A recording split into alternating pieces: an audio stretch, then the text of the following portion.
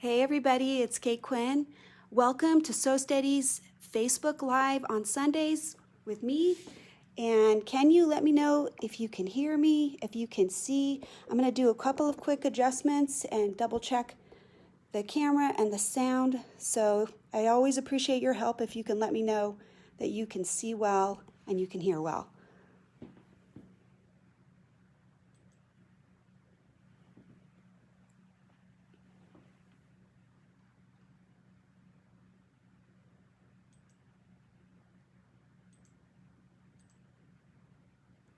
All right, looks like I can see the comments, and I think we're good to go. Woo, it's been a chaotic weekend. So yesterday was Honey's birthday, and my daughter's prom, and I had just come back from traveling, and I'm not going to lie to you, I feel a little disorganized, but I do have a good idea. So I'm just going to go with it, and hopefully if I'm flubbing around, you'll cut me some slack. So, many moons ago, I don't remember how long ago, Sew Steady did a group event with June Taylor products. And this is one of the products that they gave us. So this is a quilt as you go. Is this take the drag out of quilting? Somebody said, is this take the drag out of quilting? I don't think so. I think that's another session. I'm not using the suspension system today because the work that I have is this size. So it's not very big. There wouldn't really, I think, be a reason to put the suspension system on this size product. So it's placemats. That's basically what we're going to work on today, and I'm going to share some beautiful wreath templates that we have. It's wreath number 41 and wreath number 16. So those are Circles on Quilts spinning wheel, and they are from our wreath lineup. So those are what we're going to focus on today, and then if we have some time, we'll think about some ideas to put additional borders in. So the base idea is going to be the center motif, and then whatever else we have time for, we'll just kind of go with that. I got a couple of ideas stacked up. This is a quilt as you go. So what happens with June Taylor is you would put this square on here, and it's already pre-cut, and then you're going to sew this piece on, and then you sew this piece on the opposite sides, and then this. And then when you get out to the edges, you're just stacking each piece. One flip, and by the time you're finished, you're all done. So I actually have sewn my base units with my ruler, and I actually have a video on that. I actually used my quilting template ruler, and I quilted it with that. And the one thing that I'll tell you is if this piece, the seam is right here, and I'm going to sew these two together. When you use your ruler foot, the foot needs to sit right there so that the needle starts a 1/4 inch away. And so you kind of need a little bit of that awareness that if you sew all the way to right here to the very edge, you'll end up on the back with lines that will cross over like that. See? Right? If you're not paying attention, if you sew all the way, you'll cross over. So what you want to do is stop a 1/4 inch away when you're sewing one piece as you're flipping all of these. So I did all of mine with the ruler, and I'm just going to do a little quick chunk show. So this one was using the Janome template set. This is Spinifex number 11 that is in the Janome set. This is a mini continuous border. I think that was from Amanda Murphy had a set that she did, and this little loop was in that set. So beautiful borders, something like that, I'm not sure. It's just scallops right there. This is the top of the Spinifex 11, and I just crossed it over right there at the end because I could. All right, and then let's go on. We'll just show you a couple of ideas. So if you have a lot of templates, this is an awesome way for you to play with them.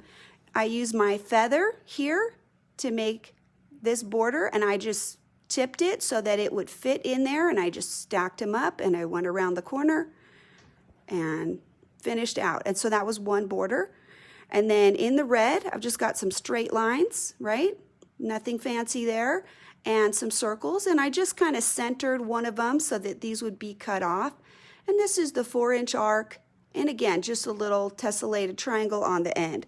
So anything that you have that you can make narrow can work in doing any of these placemats. And you don't need the June Tailor, although it is convenient, but you can just go ahead and do this on your own. You can just quilt this part and put the rows in, and then you can just quilt those open spaces.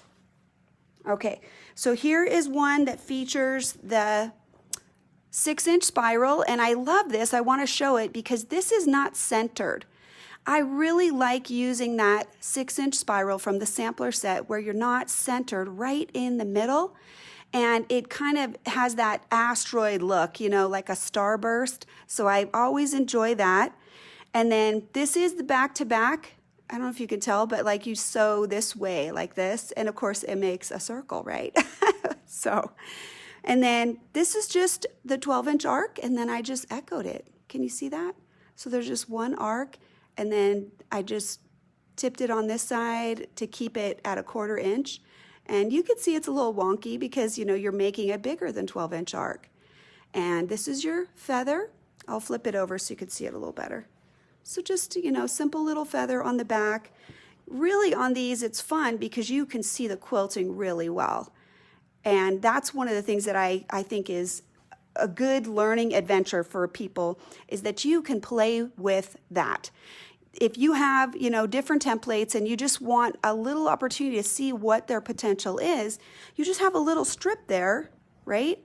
You don't have a big giant space, but you can do a lot of fun things with it. So this is just a little arc right there, and then I just overlapped it again, right? So very fun to use. I love this. This is the top of a template that has this shape right there. That's just the top of it. And then you can do crazy. This is back to back, right? And then this is again that back to back, just overlapped a little bit. I think it's like 1/2 inch stagger. And this is the mini Baptist fan. I think it works really, really good in the border. I'll flip it so you can see it. Look how cute that is, right? So what I'm suggesting is placemats are a nice way to practice something and not feel like you have to make a whole quilt out of it if you don't like it. Somebody just asked if the placemats come with batting. I actually have a June Tailor package right here, and I'm going to show it to you. Yes, it does come with batting, right? It's all marked, and this one is making this with 2.5 inch strips or 2-inch strips, I don't know, something like that.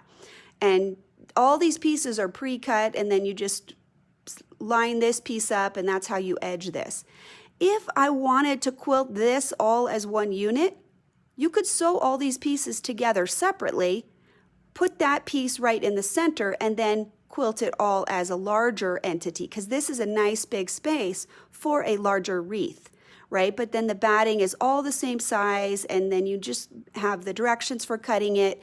And as you quilt it, this would be really easy, because if you made this all as one piece, then you could just sew to the edge, and then tack your last piece in and quilt the tar out of it. So this one is the Quilt As You Go. I don't know, a lot of them have names. This one doesn't have a name. Pre-printed something. Like some of them are log cabins, some of them are something else. But this is a June Tailor product, and the one thing I want to mention about this is no ironing. No ironing until you're done. You're supposed to flip it and then like press it with your finger, but no heat, because it'll distort the batting, because the batting is a polyester blend, which is great because it washes up really nice. Although, I don't know if you've noticed, I haven't let my family touch mine, right? I don't want them to mess up my pretty placemats. So I know I need to make them ugly, so I'll actually let them use that. Okay, let me get my blanks up here and let's start sewing.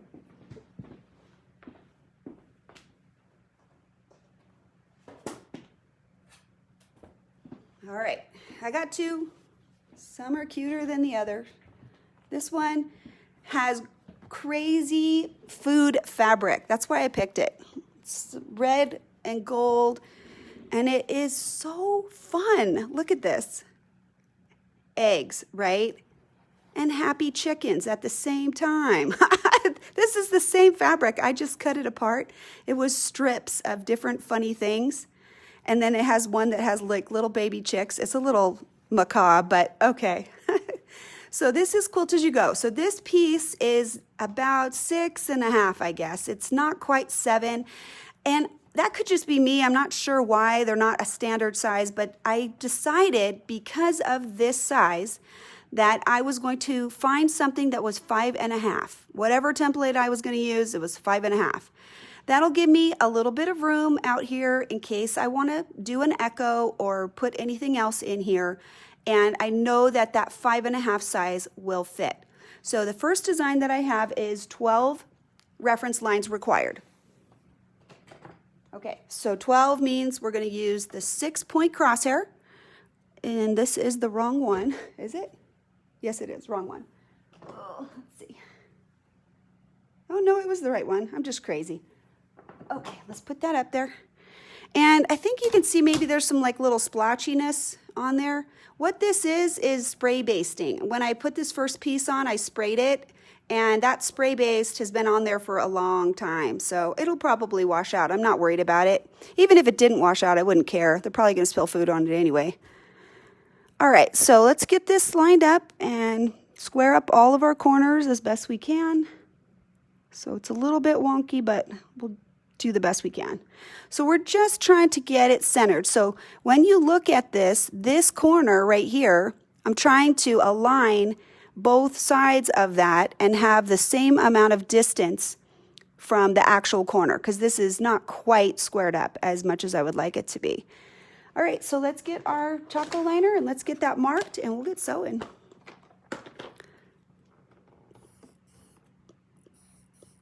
So because it has 12 reference lines, I need to make 2 sets of marking because the marking is only going to make 6 initially.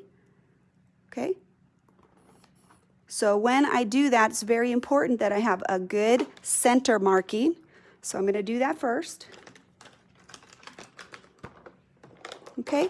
So if I have another wreath, I was going to do one today, but it requires 36 rotations. I don't know if you guys realize, but I never do anything with 36 rotations. I am so impatient. That just seems like it would take forever. But it is a really cool feather wreath, number 1. And I was going to do number 1 because I could. And then it was just too many rotations. I decided I couldn't do it. So we're doing this one. So I'm going to turn that. I'm going to line up the center white reference line. There are some lines there. Let me show you. Right? The center one right there, I'm going to put on the existing line that we just made. Okay? So we'll get those all lined up, check all of them, make sure they're all aligned, nice and neat, and that my center mark is right in the center, and it is. And then we'll add those second groupings. Okay. People have asked me in the past, do I really need a crosshair square? And, you know, I remember early on I was saying no, I didn't think it was that important. And the more I do it, the more I want it. It's going to make all of these reference lines the same distance apart. They're helping right off the bat for the design to be accurate. And we want that. We want it to look good. We want it to be accurate. So let's make sure it is. Okay, I think I dropped my pen. Oh, darn it. It's always something. Okay, we'll use this one. So the one that we're going to start with that is 12 rotations is this Circles on Quilts Wreath 41 at 5.5. Okay, it has a little pinhole. It has a lot of letters. You guys know that I hate that. I don't know why I have trouble with the letters, but I just do. I want to think about it as the design itself. The letters work for many people, but I don't know why I struggled with them.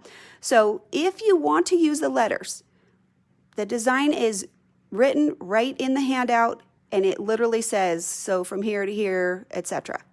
Okay, so go ahead and use the letters if you want to. I'm going to show you a way that I do it, and hopefully that'll be easy for some people, okay? I don't want to, cast aspersions on our amazing designer, Leonie West. I mean, I think she is fabulous and does an amazing job. But we all see things a little bit differently. We all have our own, learning methods and our own challenges. And so I'm just going to do it my way. Okay, let me get this pin through here. All right. I'm trying to line him up. Oh, he went right through the center. Perfect. Okay, let's stick this guy on there. I do have staple tape on there, only a couple. For some reason, there's one missing here. I think I would add one more on this side. You want a nice balance.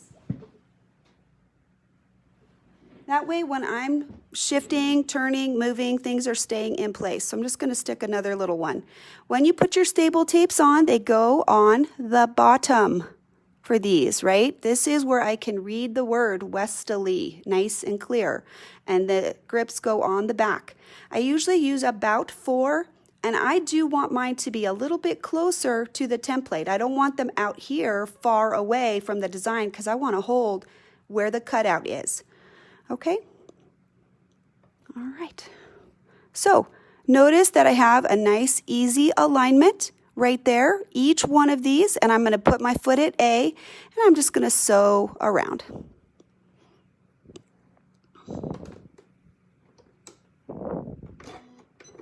I did say A, right?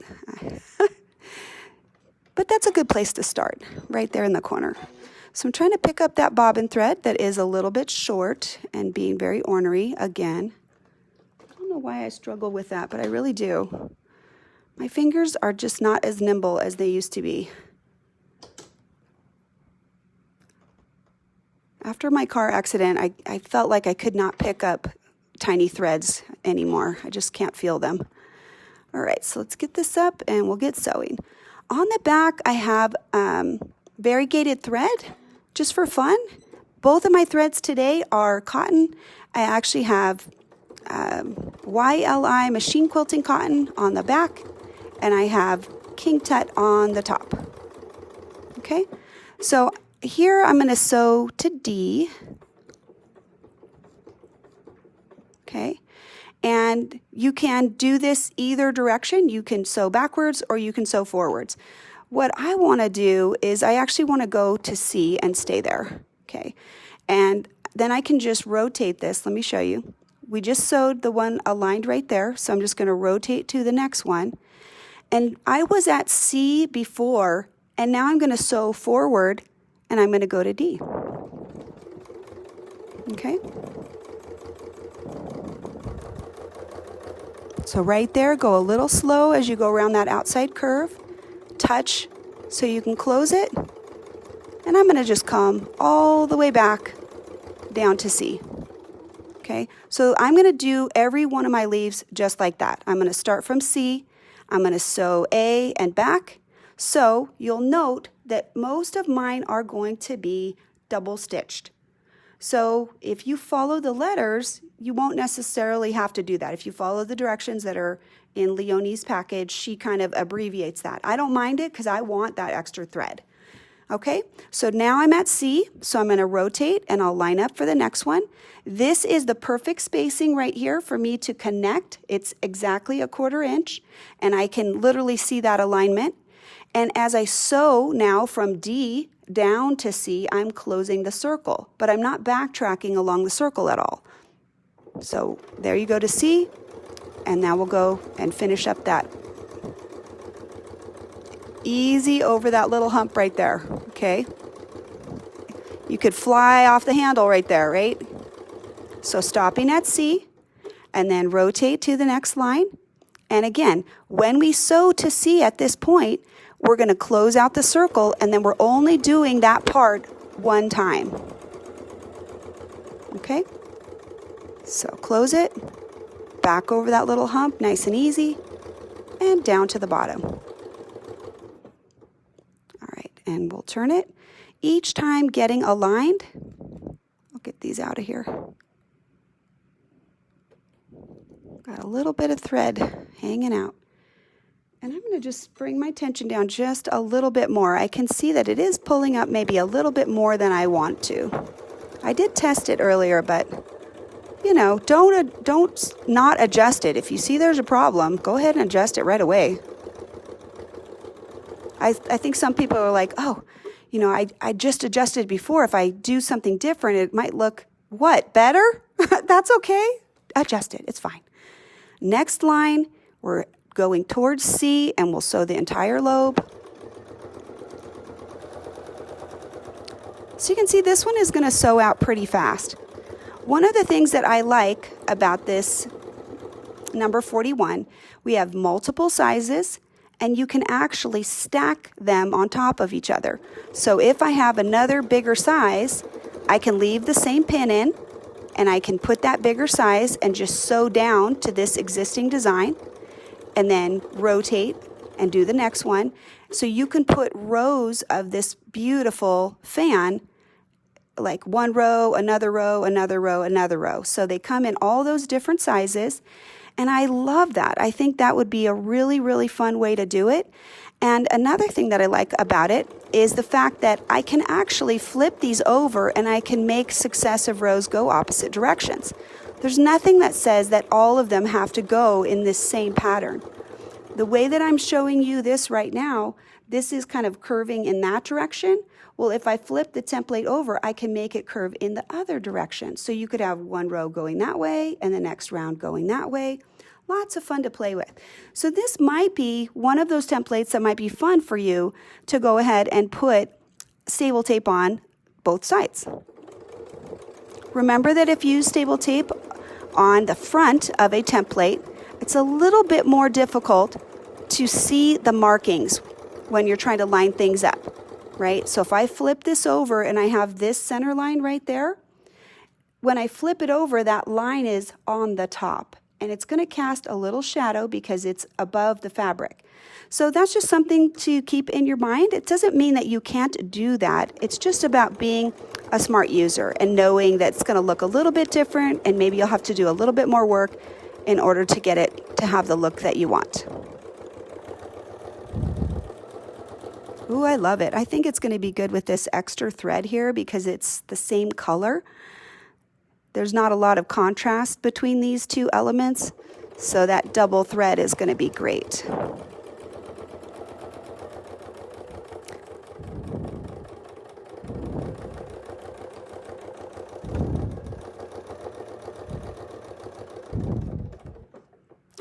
Had a little thread bump there, something. Not sure what happened. Okay, so when we started, remember we started at A? The reason I started at A and I didn't sew this part of the line is when we line up the very last one, that is going to be sewn with this part right here, and then we won't need to sew this part right here. So again, we're going to sew right here. We're going to close our existing design. It's going to connect right there. And I want to show you one important thing. I'm going to sew all the way back down to the bottom, just like we did every other leaf. And once I've done that and I'm back to this part, I'm just going to rotate just a little bit more. And when I tack, I'm going to tack right in there using the little circle part that is remaining. That'll make sure that the circle is fully closed, because I had like 2 or 3 stitches where it didn't actually close there at the bottom. So right now, because I just rotated and I used this round part, I was able to use that area and tack everything off. So let's go ahead and we'll show tacking real quick, make sure everybody can see that and knows how to do that. What I did here is I just did a few very small stitches, 1, 2, 3, 4, 5. I usually do about 5. If the thread is very slick, like polyester is slicker than cotton, cotton has a little more friction, you can probably get away with fewer with a thread that has a lot of cotton, whereas if it's slippery, you're going to need a few more of those stitches. Go ahead and make sure that you're moving slowly. You don't want to sew in the same spot. Now that I'm done, I'm going to pick up my needle and I'll raise my foot, and I'm going to pull my sandwich about 6 inches away and hold on to this top thread right there. Once I'm finished and I've pulled it away, I'm going to put my foot down and I'm going to line up my needle right where I left off, and the ruler's actually helping me in this situation. And then I will put the needle down and up and release my presser foot. always release your foot there to take that tension off of the thread. So now we're going to pull it, and if we didn't do that, then the thread really wouldn't come with us. So I'm going to come back out just a little bit more. And as I scoot, I'm just going to show you, this is the loop that I was holding, and this is the other thread right there connected to the needle. Okay, so let's scoot out just a little bit so you can see both. I need to pull both of these, and that is my bobbin thread. It's not just that I'm pulling this loop, I want to pull both of these sides, and that's what's drawing that bobbin thread up. If I don't pull my sandwich away, then I don't have any length here on the bobbin to get it to come up. So that is why we pull it away. We're lengthening the bobbin about 6 to 8 inches so that we can pull it up to the top. Once I'm done, I am going to literally cut all of those threads right there where I left off. I've already stitched this area in. I put all of those little micro stitches right there, and I pulled the bobbin up. So now the quilt is fully disconnected on the back, and I'm not connected to anything. So I can just cut all my threads and start sewing. Right here, this is where we started. I want to go ahead and cut that as well. I've already stitched over that here when we finished the design. I put those tacking stitches right as we sewed along this line to complete that. I saw that somebody just asked me a question, and I get this question a lot. I think it is a challenge for quilters. More and more machines are coming out with some regulation for domestic machines, but a lot of us don't have that. So let me grab a little piece of scrap fabric real quick, and I'll give you like a 2-minute session on that because I think that is very important. Okay, when I'm sewing, I want to listen to my machine. I want it to be the sound that I hear when I'm piecing with my foot, right? Where I'm not doing free motion, the feed dogs are controlling it, and I'm pushing my gas all the way down. Okay, so right now I'll set my speed to medium. I have pretty good speed control, so I can control it at any speed. But if you're having trouble, try to set it right in the middle. And when I'm starting my gas with my foot control, I'm going to press the foot control all the way down. As always, we still want our bobbin thread on the top. We don't want that on the bottom.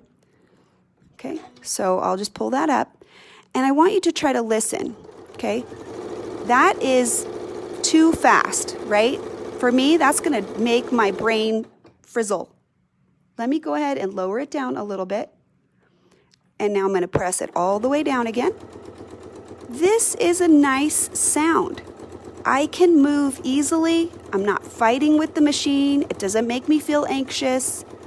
Right? This is the same sound that if I was piecing, I could just feed fabric through there all day long without any problem. So that means I can control it without anxiety. Let your machine tell you what your correct speed is. And then the other piece of that is, I feel like most people try to race the sound of their machine. So they're trying to move the fabric as fast as the sound of their machine. But remember that the fabric takes quite a while. Think about how long it would take you to put a binding on a 60 by whatever quilt. You're not going to have that binding on in 10 seconds. It's going to take you a while. So it's okay if the machine takes an extra stitch or two in the same spot. Just move easily. Relax. Try not to be like, oh, I gotta go. You know, I think that's what gets us in trouble, is that we try to race it. So right now, if you can have your foot control all the way down, just take a little scrap and get your machine adjusted to a sound that is very comfortable for you, and then just start doing wiggles and doodles. Okay, once you have a nice amount of wiggling on there, I'll pull it up, and you can see it looks good. The stitches are pretty even, right? It's not bad. If the stitches are far apart, like right there, you can see those are kind of long. I don't know what happened there. This would be a sign that you need your machine to go slightly faster if they're long like this. If they're really tight, let me see if I have any of those. Not bad. This is a little bit tight right there when I started going crazy fast. Right there, you can see. These are a little bit tighter. I'll try to put some shade on there so you can see it. that is a sign that the machine is going too fast. So I would take the slider and I'd make it go slower. So once you get that comfort rhythm and you can move and you don't feel the needles dragging, then you can evaluate, do I want to have the machine speed up a little bit or slow down a little bit? And in most cases, if you can use your dial on your machine, that's the best. And if you can't, let me show you one more thing. If your machine does not have speed control, like you can't set it to go faster or set it to go slower, we have a tool called the Precise Pedal Power. And the way it works, I'll show you just a little picture down here.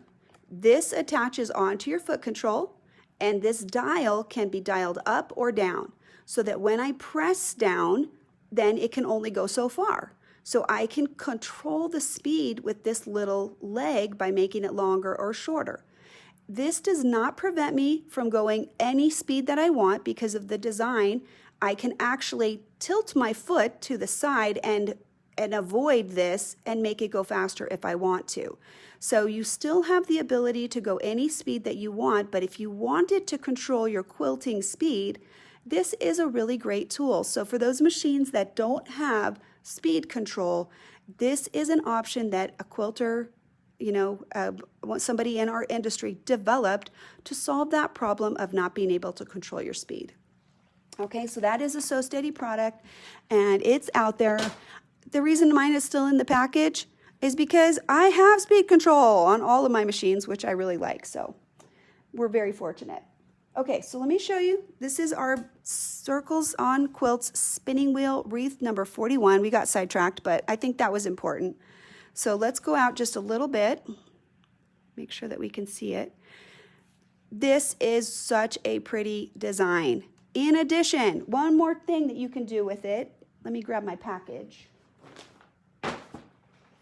If I want to echo this, I can take a little bit bigger size and I could just lay it on there and echo it. Or I can take even the same size, where's the one that I just used? And I could possibly echo it like that. Let's see, didn't we just do that? Just push this out a little bit, maybe turn it so you can get a little bit of that echo right into itself and a little bit. This isn't going to make it bigger, it's going to just make it this part echoed right to the existing design. But then if I use one larger size, this one's too big, this is the 9, but the 7 would let you echo right over the top of it. Let's see if I can find that and I'll show you what I mean. Because this one is just slightly bigger, I can lay this one right here. I can actually put my foot right there and I can come right over here and echo and then move this over and align it right on the crosshair line and do another echo and then rotate and do another echo. So this would let you make this design slightly bigger, right? So we said this is like 6.5. Well, 7.5 is obviously too big, but if I wanted to just do a little echo to put just a little bit more detail in here and bring this out, having multiple sizes is an awesome way to do that. And the wreath number 41 comes with all 5 sizes. So I'll just show you real quick. Very small to the 5.5, all the way up to quite a big size right there. And I'm pretty sure that there is a class that I did on the Circles on Quilts 41 already that is already out there. But we just wanted to show you how you can manipulate these wreaths and use them in whatever size you want. I like that they're a nice center motif for this because they use sort of all of this space. Let me show you one more thing that we're going to do. Because I have additional space in this and I want a little bit more quilting in this area, this space is big enough to do a 1/2 inch echo, I think, right? By sticking my straight ruler on there, I can go ahead and put the foot right there and I can put a little echo in there.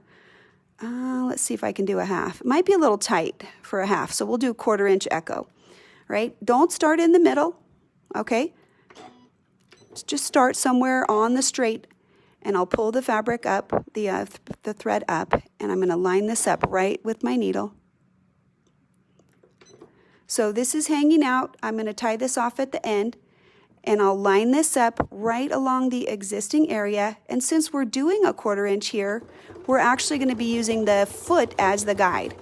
So as we sew into the corner, when the foot touches the red, that's when we stop. Okay, so right there, this edge of the foot, the needle is now a 1/4 inch away from that. And then that tells us we're in a perfect space to do the 1/4 inch echo. So go ahead and stop right there, and then we would align it.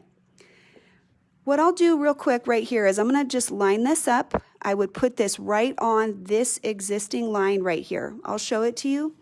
But quilting wise, we don't need to rotate, right? If the design is like this and this is the orientation, I can just kind of look on the side right here, just make sure this is lined up properly. I don't have to rotate the quilt. The foot is in the right spot, and then I'm just going to continue sewing. And I've got my little handy ruler handle on there. I always like to have that 2-finger message right here. Message, I don't know what I'm thinking. 2-finger safety rule. So right here, I don't want to just sew off of the edge of that, right? I want to pay attention, and I'm going to stop. And then if I need to continue sewing, I'll just move the ruler and just get everybody lined up. Again, looking maybe a little to the side, making sure that I'm right on the edge right here lined up. And again, sewing until my foot touches this other fabric. Right here at the seam, the foot right there is the guide. Then I can just do the next side, line it up, maybe look behind me just a tiny bit so that I'm right on the edge. You know, you can kind of look back there or turn it just slightly. That helps you see what you're doing. I'm going to trust that the ruler is taking me where I want to go. And I'm just putting a little detail quilt right in there, right? So that's just something that's important. Right here, we're not really sewing in the ditch, so we can really sew from either side. If you're more comfortable with the ruler on this side, this is where it's touching right here. But if I was more comfortable holding the ruler on this side with my work, this is where your spacing gauge comes in handy. Put your spacing gauge right there. What you're looking for is the width of the ruler foot on this side, right? You can go ahead and just put it on this side like this, and that is the space of the foot. Well, where is the needle in this situation? The needle's right in the center. So that's your 1/4 inch right there. And again, holding that handle as a little bit of a leverage and bringing myself right to the corner using the foot as my spacer right there. Okay? And so I can do that on this side too. I can use this center alignment as an alignment right there. And again, we can use that 1/2 inch spacer right there if we want to. So if we prefer to hold this and have it on the back side, then that's just another option for how we can use our templates. If you see maybe that the space looks like it's changing, I'm not sure that mine is, but it looks slightly bigger.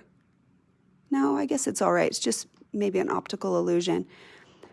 Then I would go ahead and check it, right? That's basically what I just did. It seemed like maybe the spacing was off, so I went ahead and I looked at it and it was fine. Okay? So let's see.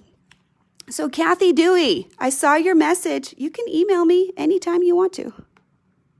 I'm happy to help you at any time. I'm happy to help anybody. I try to answer emails. You know, people send me emails all the time, and I try to respond. I try not to leave your message just hanging out there if there's some knowledge that can make your situation better. I am only one person. If I missed your email, I'm sorry, but I do try to respond as best I can. So I like this. I like that we've kind of closed that space a little bit. We've given a little frame to this design. I feel like there's more definition in here. That space was a little more than I wanted. So that's always something that you can do to take up a little space. If you feel like your design just doesn't quite do it, then just put a little frame around there. I think it looks great. All right, so we've done our little tacking stitches. So again, we'll just follow the same procedure. I've got my tacking stitches done. I've got my loop in my hand, release my presser foot, and I'm going to pull up both sides of that loop, right? That's what's going to get that bobbin thread up to the top.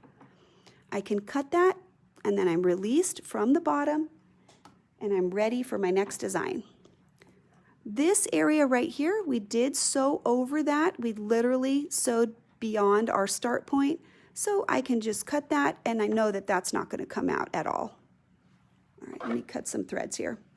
All right, so let me see if we have some questions real quick. I'm on my own today, so I'm just going to do a quick look and see if there's any questions we can answer. So if you have a question, throw it out there. All right, so Madeline, we definitely hopefully answered your question. Let me know how that works. I'd love to hear from you if that information was helpful and helped your situation. Okay? All right. So I'm going to give some credit. Somebody said they use a stiletto to pick up their thread. So I have not tried that, so I'll have to get mine out and I'll give that a try. And somebody else said, yes, they love the crosshair square. Absolutely. I mean, look at how precise that is. I absolutely want that crosshair square. Okay, so let's go ahead and we'll start another design. And as I said, if we have some time, we'll fill in. We actually have family birthday dinner, so I can't go overtime or I'll be busted. All right, let's get that other one up here. This one, he doesn't really have the square in the center. I just had to kind of make do with what I had. I was kind of not having as much fabric left. This is like the little leftovers after all the other placemats have been finished. So he kind of has his own little thing going on. He doesn't really look as nice and tidy as the others, but still pretty. And I'm going to put the feathered number 16, Circles on Quilts spinning wheel wreath number 16 on there. And it's really pretty. So I'll put it up. This is what it looks like. Let's go ahead and get our pin and our crosshair. This one requires more lines, right? So this is 16 lines. So in order to mark for this, we're using the 8-point crosshair, okay? So let's make sure I use the right one. Have you ever made those marks on yours and then you realize that you have the wrong crosshair and you already started sewing? I have done that and I hate it. So I'm double checking right now. All right, let's get this on here. So I don't think my white is going to show up quite as good on here as it did on the other fabric. So I'm going to use my purple air erase marker. I think that's going to show up much better on this gold and make sure that we can see everything. So again, we need 2 sets of markings. Okay, so we'll do the first set. The center dot,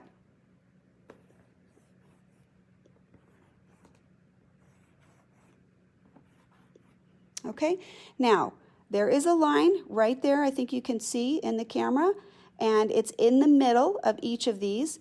There's actually a smaller line too. This is where if I want to do 32, I would use this tiny mark, right? First, you'd make your 16, and then this would allow you to split those sections in half. Oh, Kathy, congratulations. He's choosing to be baptized? That's great. My blessings sent out for him. I think that's great, and I hope that his family will be able to be there with him. You know, I don't feel weird about sharing stuff like that. You know, we all have stuff going on in our lives, and a lot of our communication is sometimes through our virtual world. So we wish all of our quilters out there that their lives are enriched and happy, and thank you for sharing that something positive is happening in your life. All right, so let me get myself lined up. I'm in the middle, right there and right there.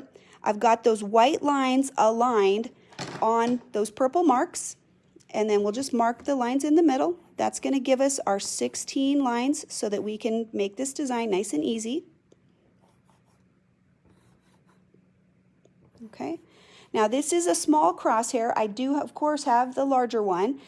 This is where you can really see that using the smaller one is just a little bit easier to manipulate. So I do have 2 different sizes. This is the 8.5 size, but if I was working on a block that was a lot bigger, then I appreciate that the lines are longer on that big one. Shirley, what a good question. I'm going to answer your question. I'm going to put something up here to show you. How do I know what I need? There's a couple of ways. Okay, the first way is Sew Steady does have a catalog, And when you order, I think if you go to the specific product, oftentimes it will have that information on there. So like, for example, Circles on Quilts 21 is 16 rotations. 21, this is 5.5 inch size and 16 rotations, and the cost as well. Okay, so I told you number 1 has 36 rotations, and as soon as I saw that, I was like, I don't know if I want to do that today. I'm kind of frazzled. So I found one that was a little easier today because my brain was a little bit chaotic. But this one's going to sew out at 11.5. And most of these, this is in the literature, it's on the website, and I'll show you one other place that you can look. Never ever throw your directions away. I never do that. I always keep them. Even if I don't feel like I need them, or I just, a lot of times I just start sewing. I don't really look at them. I won't lie. I've done enough of them that I don't look at them. But if you do need it, look at 16 reference lines right there.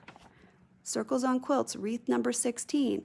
So there is very important information that's available to you so that you can do stuff like that. So I think it's important to go ahead and keep this material. It might have something valuable in there. I do read directions a lot of times, but I guess I've quilted long enough and I've used rulers long enough that I just didn't feel like I need to anymore. So, and that's how come I mess up sometimes, right? Of course, that's true. Right there's my pinhole.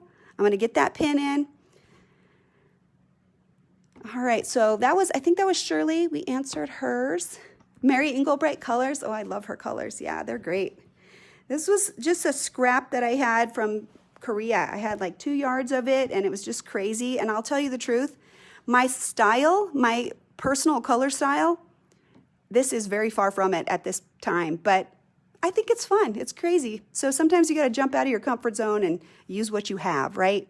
This is a great place to use any crummy batting crummy batting. I keep saying batting. I want to say backing. If you have just like a busy backing and you don't like it, make a placemat out of it. It'll get used. And if it's dirty, nobody cares, right? Okay, let's get this ruler up here. This is a beautiful feather wreath. Okay, it's gorgeous. And it's very similar to what we just did before. It's got that C and D. It's making a circle in the center. So I want to sew it virtually the same way. And this has one added feature that we're going to share after we sew this. Note that this has got a different number of rotations. So we're going to line up on the line. We're right on the crosshair line here at the top, and we're going to sew down.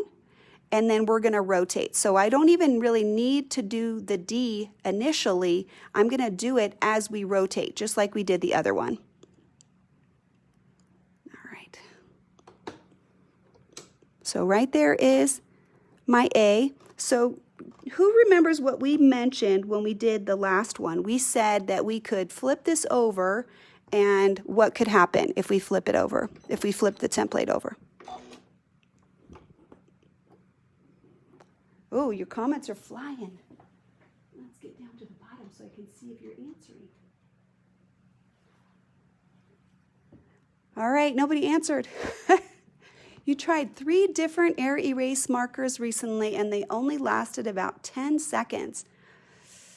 So Betty, I will tell you that here they do last a long time for me, but where I have lived previously, where it is, humid, in Washington, I actually keep them in a Ziploc bag, and I suck the air out of them. That might help them last a little bit longer. And I basically mark and cap. I never just like leave it down here and then don't put the cap on. I try to keep the cap on it all the time. Jane, you got it. I can make the direction go in the opposite way. So that just gives you a little bit more design flexibility if you ever want to do that. So it's not that you have to do that. Sometimes maybe it doesn't matter. I don't know. But if it did matter, that's an option that you have. Okay, so let's go ahead and we'll sew around. And like I said, we're going to stop right there at C, and you'll see that the foot actually just sinks right into there. There's actually a little cutout. Let's see if we can get maybe a little closer view. So I haven't done that. I won't lie to you. I haven't really felt the need to do that. But if you wanted to do multiple wreaths on different blocks, you can have one go this way, one go that way, and that maybe adds just a little bit of visual variation. So the space right here, I'll turn it just a little so you can see, we're going to move to the next crosshair line, and then look what happens, right? So now we're at D already. We're on the line aligned here, and we're in that next space. So now we'll sew all the way around. On this one, I'm going to just see if I can figure out that opposite way. We want to touch, and here I can sort of come over to this other side, and I can shift this whole template this way, right? So I think I have to go down maybe just a couple more stitches. I didn't quite get it all the way. Next time I'll have to go further. Once I can line that up on the reference line right there, this is where I don't have that double stitching, right? So I can go ahead and I can start from A, and I can sew around. I can come all the way down, and I have to close it, so I'm going to go there, and I'll go back to my C position. And at this position, I can just rotate the whole thing to the next crosshair line. Let's get these threads out of there. So what I'm sharing is that there's different ways that you can make things work for you depending on what you want and the look that you want. So at this point, I can sew around to there, and I can sew back to this B mark. I didn't sew far enough, but it is marked on there. And that's how we're not going to have all of that extra stitching along the entire length. But we still do have some, right? And I think that's just important for us to know. There's a little bit of double stitching, but my needle is aligned right on this little tick mark that says B. And now when I push this forward, I'll just make sure it can fit right in there. It's right into the hook, and now we can sew this other side. So there's different ways to use these tools, just depending on what you want to do, what look you want to have. And I think it's good for us to play with them. You know, you don't need to be afraid of that. You get to make those decisions. As long as the design will do something that you want and something that you like, then you did good. Okay, I'm just going to carefully try to line my needle up right there. This is where it might be good to have a ruler sticker. Let me see if I can grab one real fast.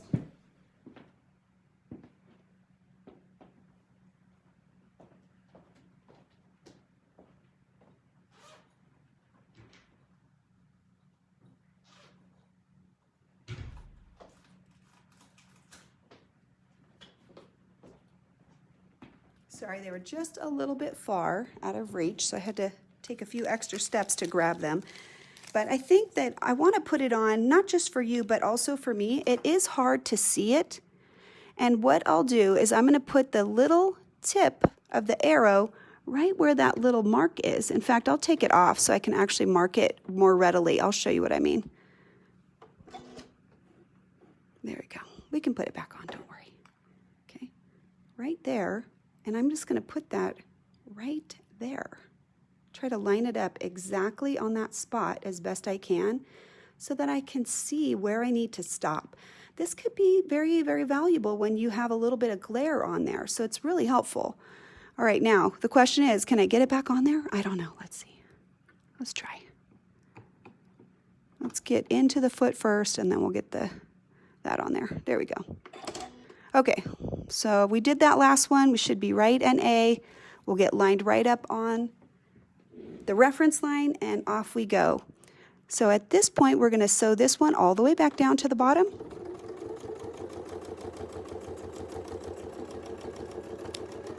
Close the circle. And you can see that on this one, there's a little bit more double stitching. So we'll compare the circle. The one that we did before, there wasn't any double stitching on the circle except right at the end. But this one will have double stitching alternate on every other one of these and a little bit on the circle. So you're just choosing your poison, so to speak. I mean, you're just choosing which one is going to have this or that, you know. So this is where we get to see if our little arrow is awesome. Touch.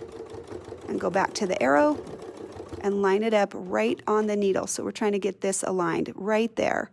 And then we'll just move that down and we'll sew the next one.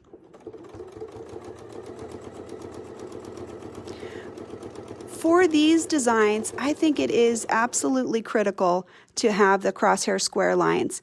If I don't follow the lines, inevitably I end up with one of my feather lobes being the wrong size. And I hate that. It drives me crazy. Because you're working so hard to make it so precise, and then it isn't, right? You know, that's the whole thing. We want this to go all the way around and fit. So we'll just keep going, get everybody aligned, and we'll finish out this design. I'll try to sew a little faster.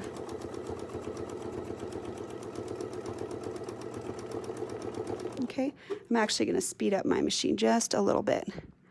So again, this is 16 rotations, so you see right off the bat, it takes longer because there's more sewing to it. So touch, back to the arrow, and that is so much easier to line that up with that arrow, thankfully. I can see it much better. Close the circle, back to C, and we'll go to the next one.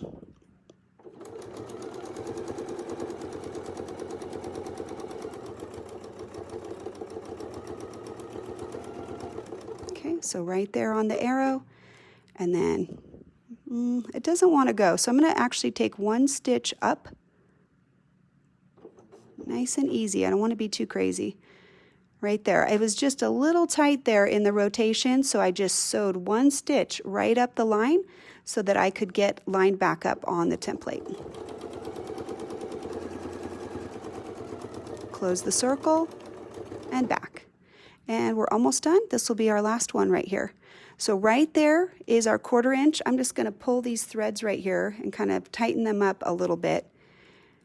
This is where if I have my spacing gauge, I maybe want to make a small adjustment right there if it's not right at 1/4. Because I want it to cross right there and close that. If it doesn't close perfectly, you could edge it over a little bit and then get to that point and kind of come up here and then just scoot that over a little bit to realign it. There's always a little bit of fudging that we can do if we need to. Fits very well. It closed perfectly right there. And I'm going to come actually back down to the bottom for this one, and I'll show you why. Right at the bottom, I need to close that circle just like we did before. And there's only a little bit of room on there from that D to C space. So if I want a few more stitches, I might have to rotate that just a few more times to get that.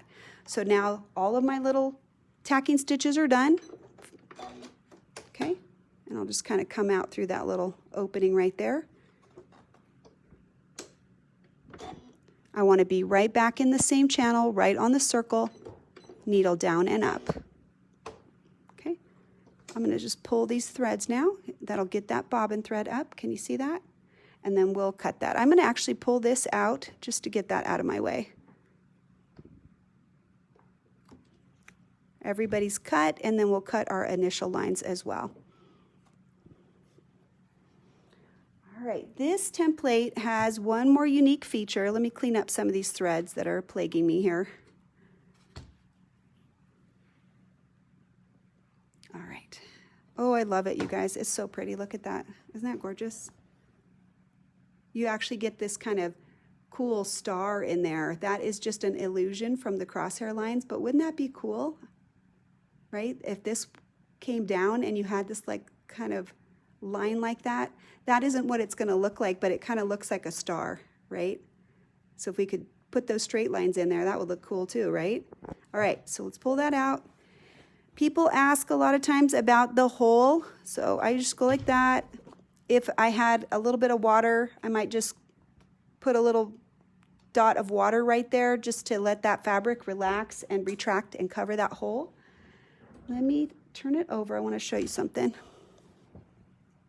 Okay, so there's the back. It's a variegated thread, and let's see if we can pull it up a little bit. Oh, I got a little thread bunky right there. Right there. That happens. Remember, these are placemats. I'm not going to care. If I cared, I'd go back and I would fix that, but I'm not going to.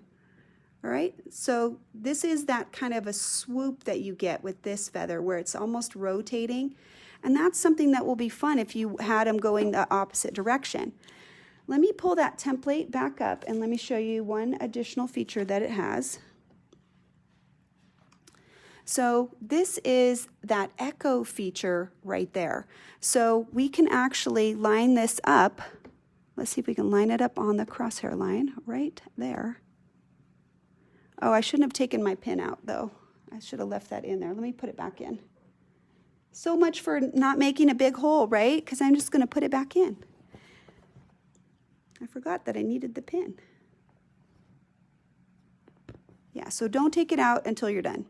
All right, so we used the hole down here, right? This is the hole that we sewed. Notice that there's another hole right there. And we still want to use the crosshair, the lines right there. Let me show you.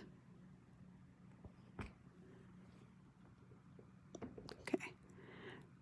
Oh, this is going to be, there we go. I was like, wait, it's too big. Okay, so it's got a crosshair line of its own.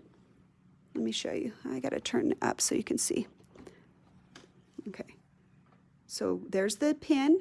This is the previous pin down here, and this is the new one. Let me see if we can come out just a little bit. And then this is the crosshair line right there that's coming up. So this little divot right there kind of goes right in the middle. And notice how this curves right around the lobe. So this is going to give you a 1/4 inch echo. You would seat the foot right here, and you're going to sew over, and then we'll go ahead and finish this out and show you what that looks like.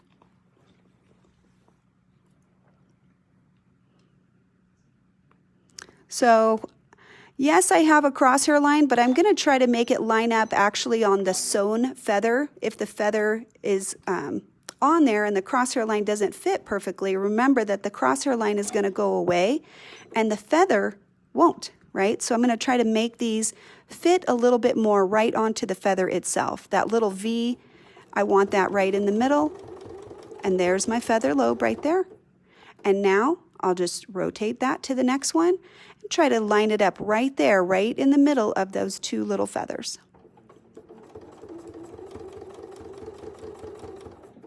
Okay, so you're only sewing a very small amount, so don't get, going crazy, don't go too fast. Bump this right up on the back there, make sure that it's touching on the back of the foot, and check your alignment. Okay. I think my thread is trapping me over there. There we go. Okay, so there we go. So again, now if I'm starting to get a little out of tolerance with the center, I want to use my eyes and line that line up right in the middle of those two feathers, right? And then it'll still work out. It'll still look great, even if there's a small adjustment that we're making, okay?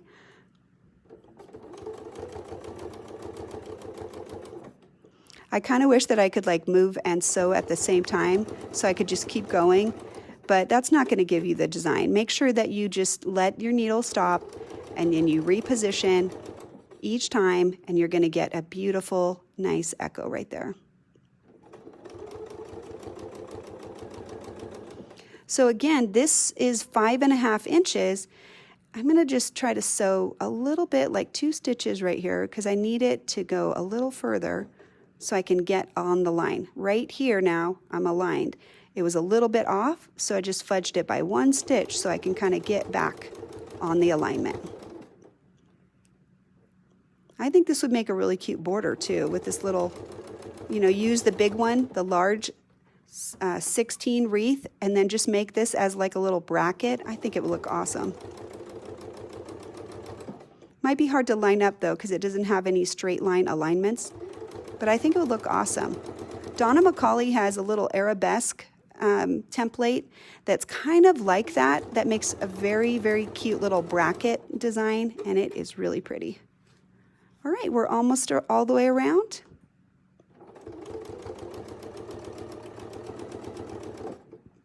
And we'll just line up that last one, and then right here, when I get to the center right here, if it doesn't quite all the way get me to the center, I might take 1 more stitch right there, like right here, and kind of just shift the ruler just a little bit. And what that does is now I'm right at the 1/4 inch right here, so I can close this part of the design. Okay, Now I'm going to stitch over that just a tiny bit, just a few stitches. I'm going to go ahead and just try to stitch in the existing stitch line. That is going to close this part right here, and also let me do my tacking stitches. It makes sure that the design is fully closed all the way. Let's see, can you see that a little bit better? Okay, so if I stopped right there, I might not have had a good closure. I wouldn't have overlapped this, so I just pulled it one more rotation, and now we can go ahead and get those threads cut.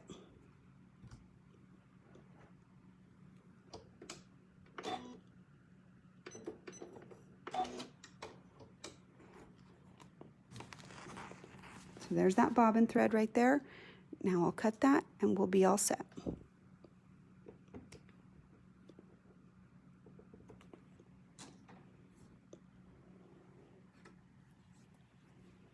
All right, let's see what we get.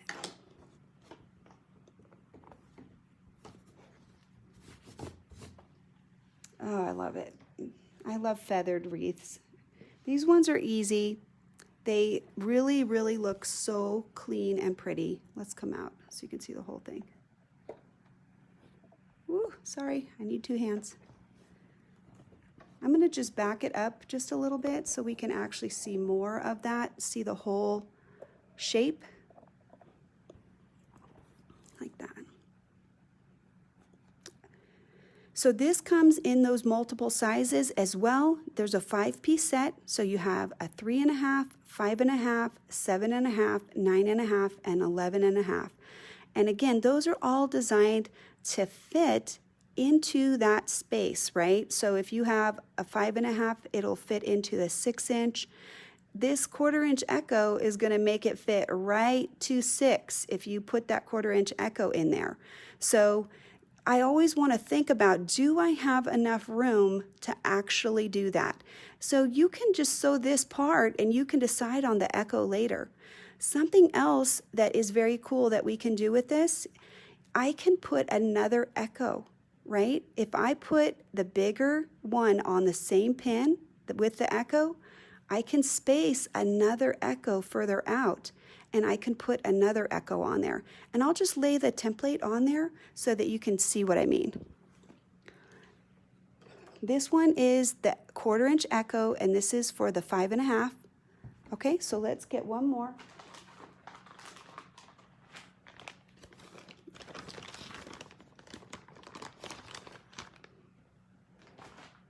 Okay, so this one is the 7.5. I could literally put this on there and I could use the same alignment, and notice how far out now, but I could have a wider echo. So I could put this 1/4-inch echo, and just by putting this template on the pin, then I could make another echo. And that means that you have some space in between that you could fill. So for example, if I put maybe the 9.5 echo, I can probably get maybe a 3/4 of an inch or an inch. I'm not sure exactly what the spacing would be. I could find out. We just can throw that up there. I'll just put my stitching line disc on there and we'll just draw a tiny bit on it. So we want to use the same echo reference, right? And we're going to line it up. So we'll just make a little mark right out here just to show you how wide it would be. Let's see, where is my stitching line disc? Oh, you guys, I got the red ones, the pink ones. Ah, I love these. I can find them. I have eaten up so many of those other clear ones, and I absolutely love that I have these pink ones now. So I'm just going to draw it on here just so you can see what the spacing would be if we used a bigger one, right? So this is the 9.5, and then I'll put the 7 also just so we can see what the spacing would be for that one as well. Again, line it right up on the crosshair line, right in line with that reference line. Okay. So this is the 7.5. And basically you're going to get a little bit bigger than 1/2 of an inch, because I think that's a little bit bigger than 1/2 of an inch right there. And you could fill that with something. I mean, you could do something in there if you wanted to. So having the multiple sizes, I think, is pretty great. And not all of the templates have multiple sizes. 16 has the complete size package for the wreath, and 41 does also. And I think there's one more that has that. So let me just check the package so I'm not lying to you. Yeah, 41 and 16. Yeah, I think those are the only ones. And you can tell because right here they show it as the package, right? They have all of the sizes, and then you can actually buy it as a set. And that's the same for the 16 as well. So those are the two that have multiple pieces in their grouping, and that lets you do a lot of fun things right there. And with this one, what might be fun to do with this right here is just put a little fill right here in the corner where it doesn't fit. So maybe you just put this here and do one more to get to your boundary right there, and that fills in the corner. Maybe we don't do all of these echoes, but we just do bump, bump right there just to put the little fill right in here, and you can put some definite differences in here. If I moved that template up, I'll show you what I mean. I'll just put this on here real quick. If I lined it up like that, right, it would go a little bit further. But then if I just line it up, I can just do a 1/4 inch echo, move it up, 1/4 inch echo, 1/4 inch echo. This can be an echoed design just like any template. We don't have to use the pin to make this shape or to echo with it, and just move it up and create stacks of those. So again, that's another way that you can use more and get more value out of that template. So let's go back to, we have probably time for just one more design. So let's just do one more. And we're going to use that same template that we used earlier, which is the 41. So let me grab that out. I set it down somewhere, so I'm not sure what I did with it. And because I have the set, I can use different sizes. So the one we used for the center was that 5, but I could use a smaller one if I wanted to. And I'll show you what my idea is for that template. So let's get the 5.5 back out.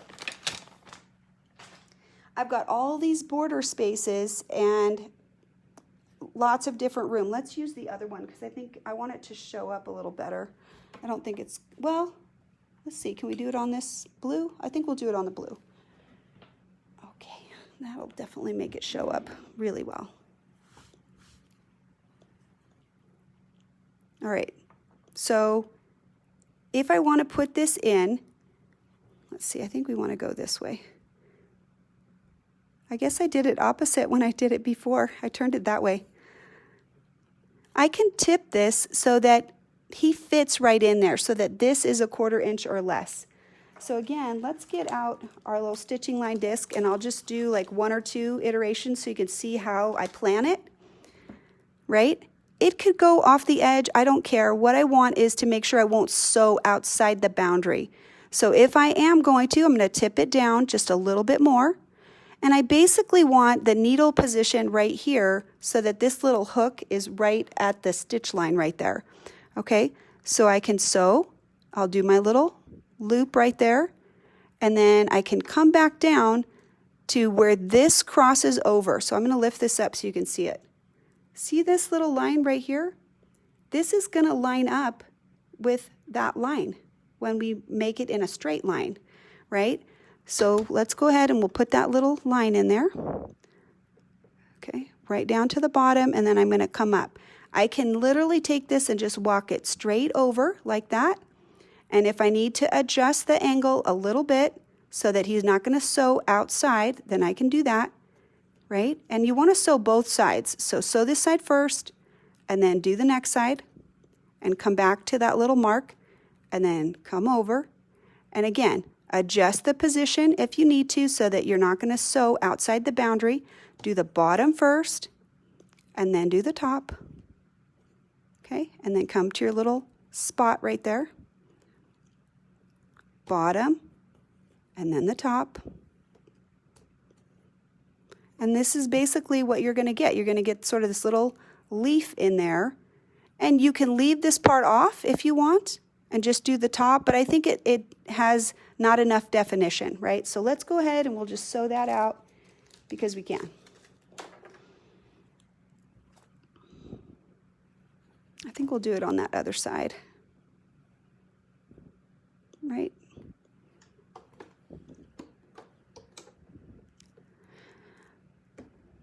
So I'm just making sure that I'm not going to sew outside. I'm looking at this space right here. So if I need to narrow that out, I just am changing the angle a little bit. So right here, I'm not even going to pick up the bobbin thread because this actually is going to cut off. I'm just worried that it might not move correctly. So I'm just going to start sewing right there. Oh, darn it, I didn't do my bottom part. Okay, so we'll do the bottom. Touch the boundary. And then we'll come up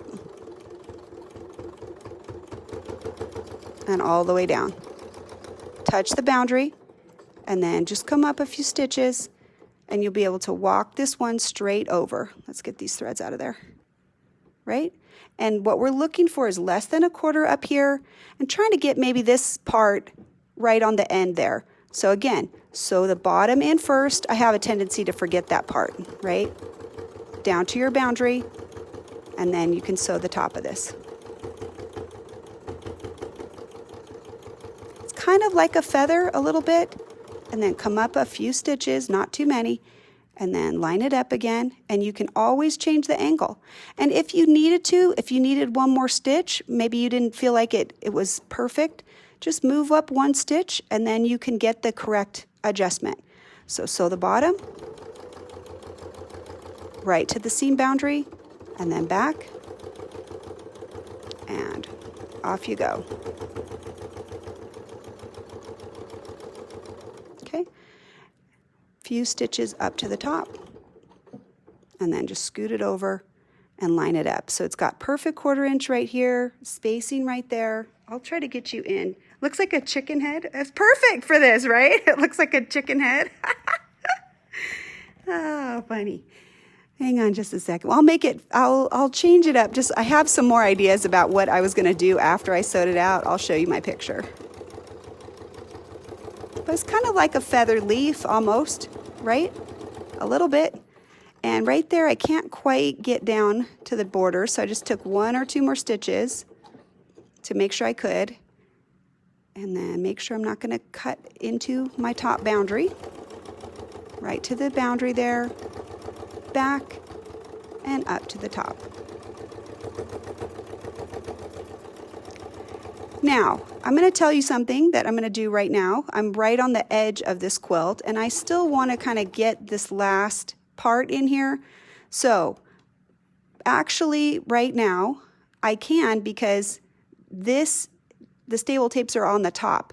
But if your stable tapes were not on the top, you would need to be careful because you would be basically pushing them down and getting them to stick against the back, right? Against your glider. Okay, so we'll just cut that because I think we're done. All right. But you can butt another piece of fabric under there. I could literally just take this right here and just stick this under there and be like, oh, there we go. I have support. Right? So I was kind of fudging it, but if that's hard and it's not moving well, just stick a little bit of extra fabric in there and that'll definitely help with that. Right?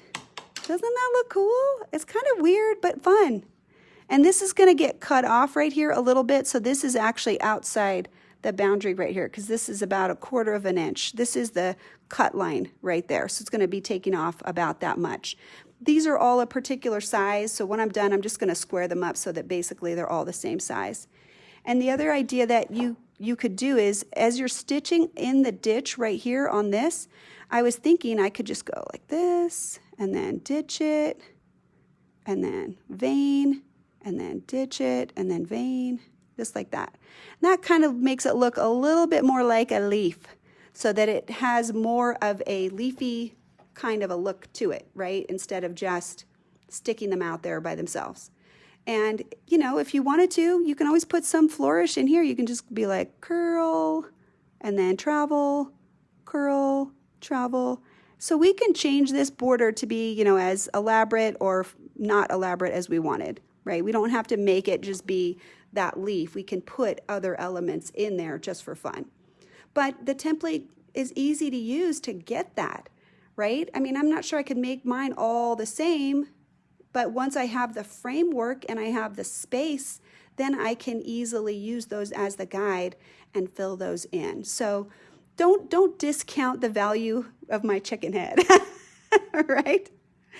Oh, you guys, thank you so much for being here. I'm going to look real quick and see if I have any questions, and then we're probably going to be done.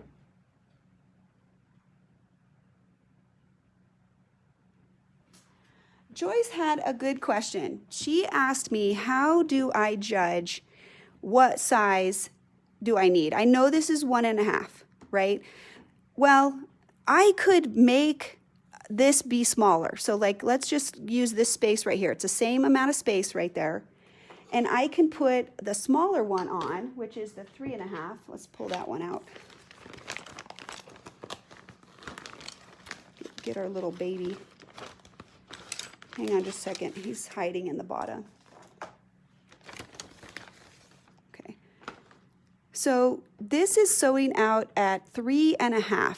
And 3.5 is probably a good size to fit in that space, right? I mean, if you look at it, let me show you. I'll hold it up this way, right? That is not a bad fit, right? And then what I would just have to do is, as I sewed this, I'd have to figure out where this could connect to move over. And this is more upright, less leaning over. This is more straight, like that.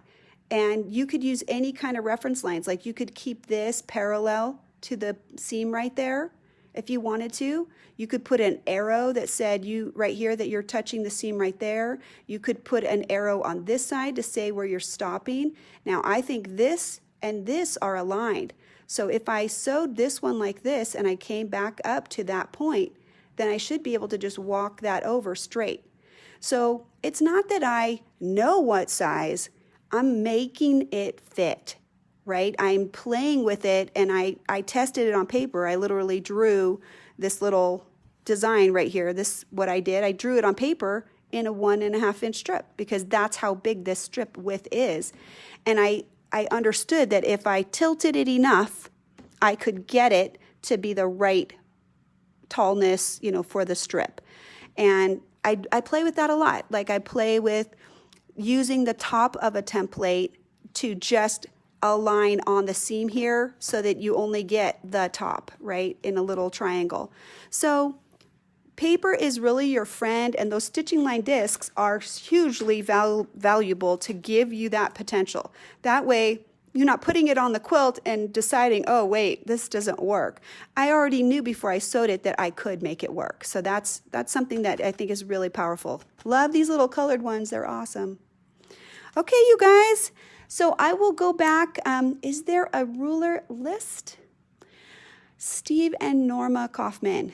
There's over 500 templates. I mean, there's probably almost 1,000 now that are on the Westalee list and the Donna McCauley list, and all of our educators. So Donnell has her own line as well. Are you asking if there's a list for this project for the placemats?